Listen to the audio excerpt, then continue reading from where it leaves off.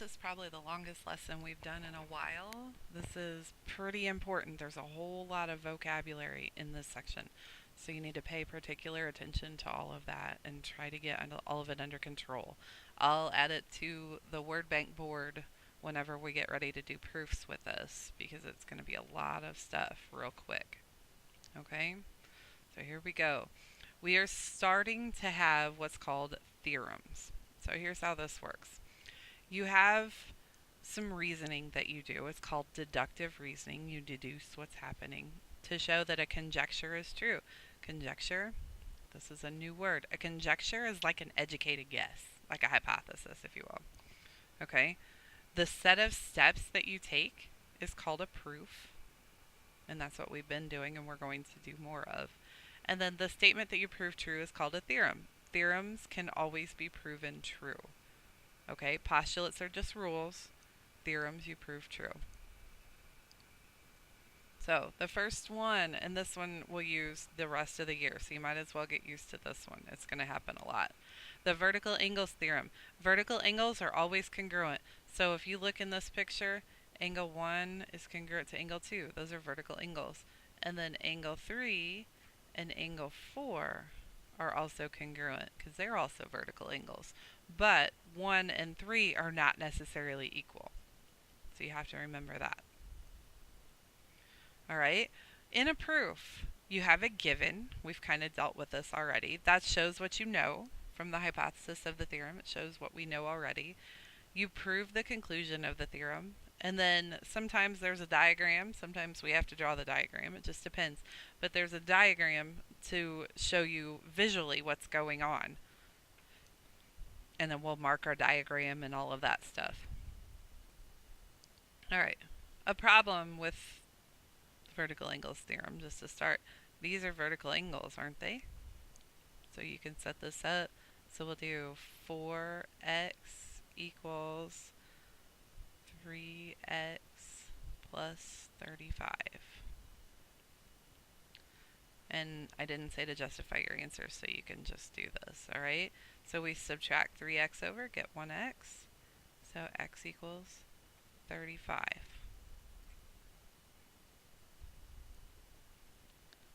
Alright, second theorem, we've got what's called the congruent supplements theorem. And this one's kind of tricky to understand, so I'll have to show you guys in class what this means.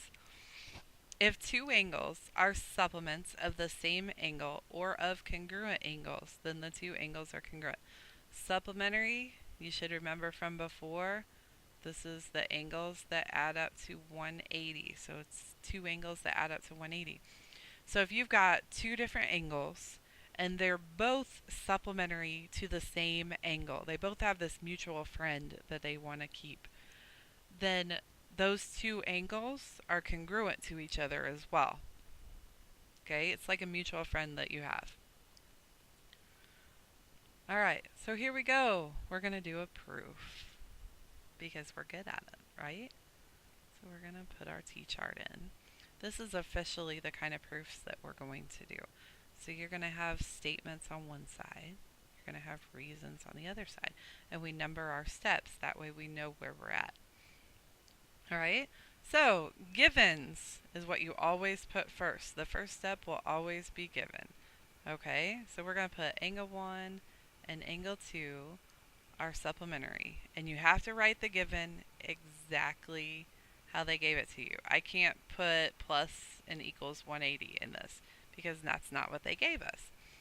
And then angle 3 and angle 2. And you'll have to bear with me. I don't have my tablet today, so I'm doing this with a mouse.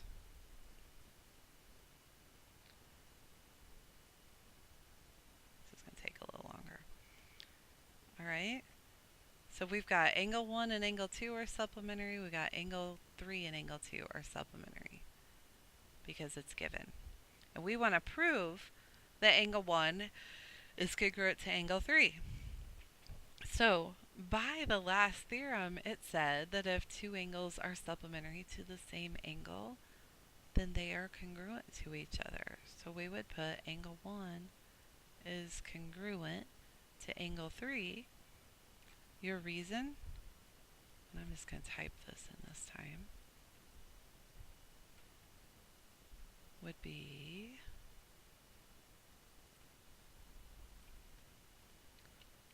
congruent supplements theorem.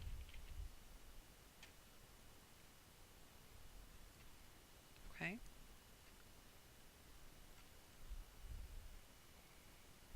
Sometimes proofs are only 2 steps, sometimes they're 16. It just depends on what we're doing. But if they're both supplementary to the same angle, then they have to be congruent to each other. All right, then we have congruent complements theorem. Hopefully you remember from way back when that complementary means that they add up to 90 degrees. So if you have two angles that are both complementary to the same angle, then those two angles are congruent. They both have a mutual friend that they share. So then they're congruent to each other. Okay, some more theorems. I call these like the common sense theorem because sometimes you can just tell by, if you just think about it for a minute, you just figure it out. So theorem 2.4, all right angles are congruent. Duh, right? That just happens. And then theorem 2.5, if two angles are congruent and supplementary, so they're the same and they add up to 180 together, then each of them has to be a right angle. That has to happen. Now would be a good time also to tell you that we don't usually name these theorems by numbers. If they have a name, if their theorem has a name, then we'll use that name. But if there's no name, then we're going to state the theorem when we put it into a proof as a reason. All right, a transversal. This is a line that intersects two coplanar lines at two distinct points. So if you have two lines, the transversal is this line that runs through them.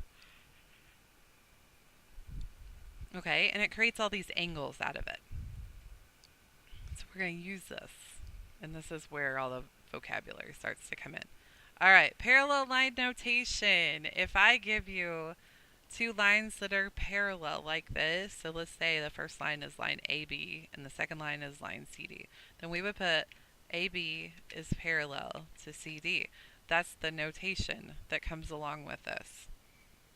Okay, and then you see these little arrows on both of them. Those mean that they're parallel. If they have matching arrows, then they're parallel. Okay, just a little notation so you know what I'm talking about. All right. The pairs of angles, these are the vocab words that you have to know, okay? First one, alternate interior. So they're inside the coplanar lines on opposite sides of the transversal. So in the picture, this would be angle 1 and angle 2 because they're the same color. And then angle 3 and angle 4 would be alternate interior. And there's theorems for this later. All right, next one, same side interior angles. It's kind of in the name that you can tell. They're on the same side of the transversal inside the coplanar lines. So like angle 2 and 3 or angle 1 and 4. Those are same side interiors. They're color coded for that. All right, corresponding angles. They're all color coded. Corresponding angles just means they're in the same location around the intersection of the transversal and the coplanar line. So angle 2 and 6, 3 and 8, 5 and 4, 1 and 7. Those are all corresponding because they match up around the intersection. Okay, so then there's postulates and theorems that go with this. Okay, corresponding angle postulate. If a transversal intersects two parallel lines, so automatically we know that these are parallel, then the corresponding angles are congruent. That means that angle 2 is congruent to angle 6. Angle 3 is congruent to angle 8.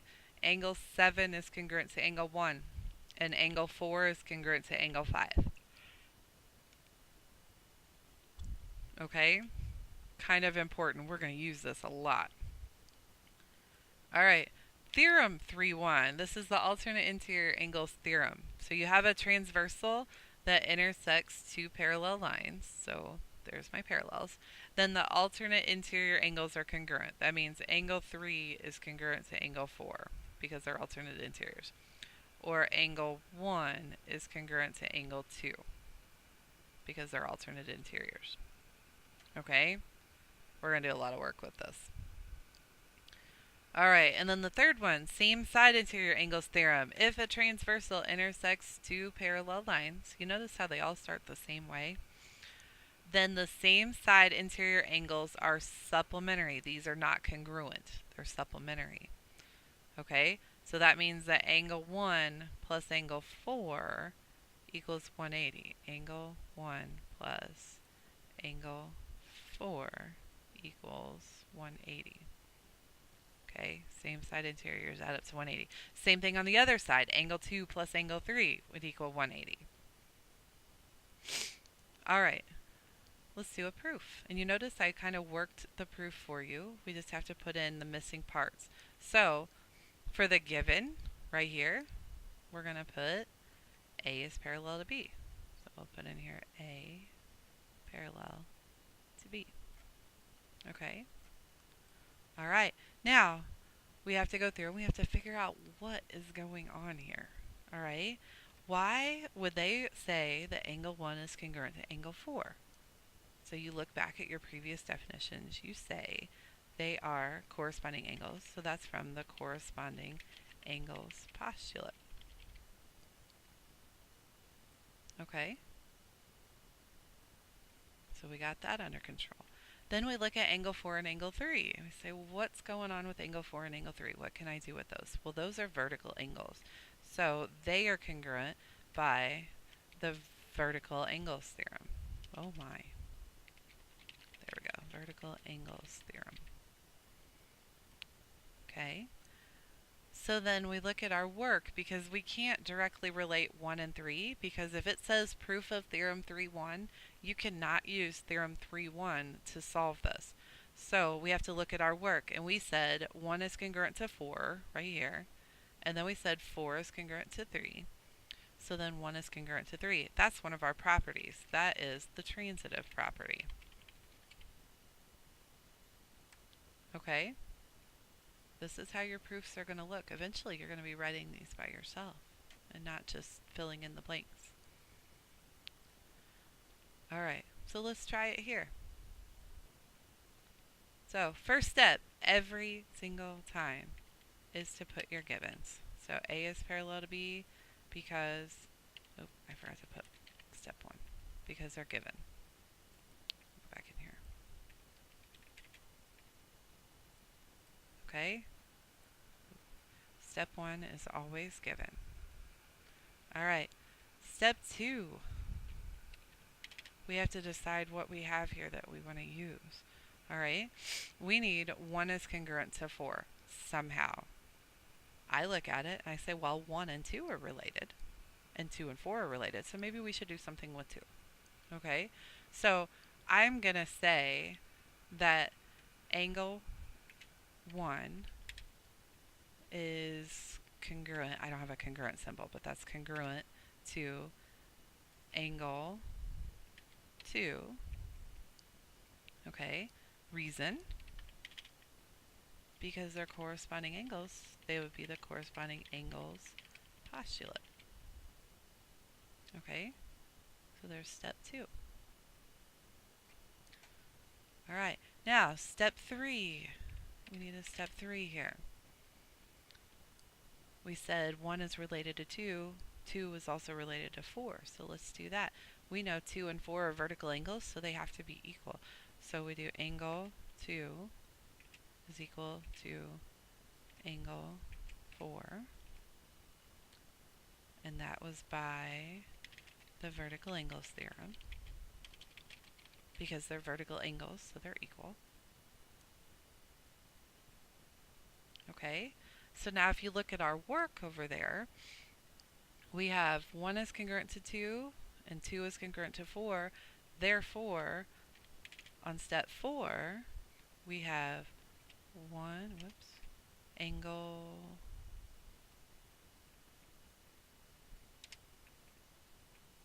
1. Oh my goodness, let's try this again. Angle 1 is equal to angle 4, and that is by the transitive property, because 1 is equal to 2 and 2 is equal to 4, so therefore 1 is equal to 4. Okay? Gonna do a lot of these, kids. It's okay. All right. Some more theorems that we're going to throw into this pile. The alternate exterior angles theorem. So if a transversal intersects two parallel lines, so these are parallel, then the alternate exterior angles are congruent. This is actually the theorem that we just proved. Alternate exterior, opposite sides of the transversal, outside the parallel lines. So angle 5 is congruent to angle 8. See how they're opposite and they're outside? That means that 7 is congruent to 6 as well. Okay? Vocabulary. Same side exterior angles. If a transversal intersects two parallel lines, so just like before, then same side exterior angles are supplementary. So if they're on the same side of the transversal outside the parallels, so 5 and 7 are same side exterior. So it would be angle, whoa, let's try that again. Angle 5 plus angle 7 add up to 180. And you'll be able to tell by looking whether they're congruent or they're supplementary. Because if they're not congruent right now, they're supplementary, and that's the only other way around it. So then we can also say angle 6 plus angle 8 equals 180 as well. All right, and one more. This is a classic problem that we've always done. All right, I want the measure of the numbered angles here. So we're going to go through and figure out all of these angles. See the 50 right here in the middle? Right here? That's where we start. So if you go from 50, that means number 8 has to be 50. So then let's look at 7. Number 7 is right next to number 8, and the two of them make 180 together. So number 7 has to be 130. All right, then let's look at 2. Because angle 2 and angle 50 in the 50-degree angle are same side interiors. So that means they have to add up to 180. So angle 2 is 130. Then I'm going to look at 6. So angle 6 is right next to angle 2, and they make 180 together. So if angle 2 is 130, that means angle 6 is 50. See how it just goes. Okay? 2 and 4 are alternate interiors, so they're the same. So 4 has to be 130. 3 is vertical to 4, so they're the same, so it has to be 130 just like 4. 1 and 3 are supplementary because they're same side interiors. So if 3 is 130, that means 1 is 50. And then angle 5 is the same as angle 1 because they're vertical, so it has to be 50 as well. This is a classic problem that I like to throw on tests and quizzes because it truly shows if you know what you're talking about. Okay? Label the picture with the angles and see if you can figure out how that got there, how everything worked out. Alright, last problem. We want the measure of angle y right here. Okay? You have some parallel lines in this picture, so let's highlight those. So this and this are parallel. Okay? That's helpful because that means we have alternate interiors and correspondings and all that business. Okay? That means angle x and the 70 degrees are corresponding. So x has to be 70 degrees. That might be helpful later. Right? We'll just throw that in there. Now what do all three of these angles together make? So it would be 70 plus 50 plus y equals 180. So in order for that to happen, y would have to be 60 degrees. Okay? We're going to do a lot of stuff with this, guys. So get used to it, learn the vocabulary, learn how to do it.